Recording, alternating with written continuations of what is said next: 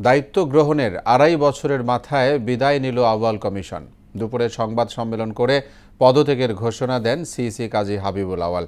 তিনি বলেন, নির্বাচন ব্যবস্থা ঢেলে না সাজালে কখনোই সুষ্ঠু ভোট সম্ভব নয়। ২০০৮ সালের ভোট সুষ্ঠু হয়েছে মন্তব্য করে কাজী হাবিবুল আউয়াল বলেন, দ্বাদশ জাতীয় নির্বাচন একদলীয় হওয়ায় সরকারি প্রভাবমুক্ত থাকার সুযোগ ছিল না। নির্বাচন নিষ্পন্ন করা অতিশয় কঠিন একটি কর্মযজ্ঞ। নির্বাচন গ্রহণযোগ্য না হওয়ার সকল দোষ ও দায়-দায়িত্ব সকল সময় কেবল নির্বাচন কমিশনের উপর এককভাবে আরোপ করা হয়ে থাকে। কমিশন বিভিন্ন কারণে নির্ভেজাল গ্রহণযোগ্য নির্বাচন করতে অক্ষম বা অসমর্থ হতে পারে। পরিশেষে আপনাদের অবহিত করতে চাই, আমি সহ মাননীয় কমিশনারগণ দেশের পরিবর্তিত বিরাজিত অবস্থায় পদত্যাগ করতে মনস্থির করেছি।